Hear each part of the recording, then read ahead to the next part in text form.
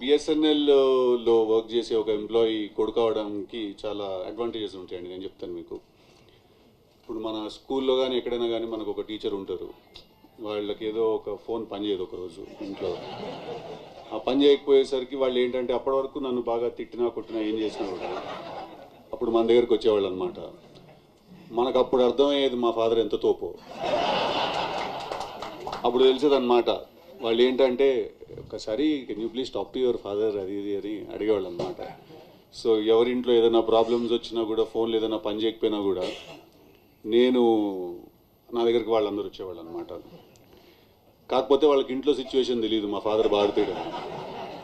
Daddy ఇట్లా ఒక చిన్నది ఏదో ఉంది అంటే అకార్డింగ్ టు రూల్స్ వాళ్ళు అప్లై చేస్తే దాని ప్రకారం వస్తారు చెప్పేవాళ్ళు. ఎక్కడో అక్కడ ఎంతో కొంత పాపం నా కోసం చాలా రేర్గా బెండ్ చేసేవాళ్ళు అనమాట. అది కూడా అస్సలు ఇష్టం లేకుండా చేసేవాళ్ళు. ఫేవర్స్ చేయడం కానీ ఫేవరెటిజం కానీ ఉండేది కాదు. ఒకసారి ఇలాగే మా కాలేజ్లో చదువుకుంటున్నప్పుడు మా హెచ్ఓడి ఉండేవాళ్ళు. ఆయనకి ఇలాగే ఏదో ఒక బిఎస్ఎన్ఎల్లో ఫ్యాన్సీ నంబర్ కావాలని అడిగారు ఆయన. ఇంకా మీరు చూసుకోండి. దానికి నేను మా నాన్న కాళ్ళ వేళ్ళ పడి just direct him to the right person. ఎవరైతే చేయగలుగుతారో ఆ పని వాళ్ళ వైపు డైరెక్ట్ చేయండి అంటే father gave him some contact. And ఆయన అతన్ని కలిసేసి వచ్చాక కాలేజ్కి తిరిగి వచ్చి చెప్తున్నాడు, ఏంటి సిద్ధు మీ ఫాదర్ అంటే అందరు అంత భయపడుతున్నారు అన్నాడు.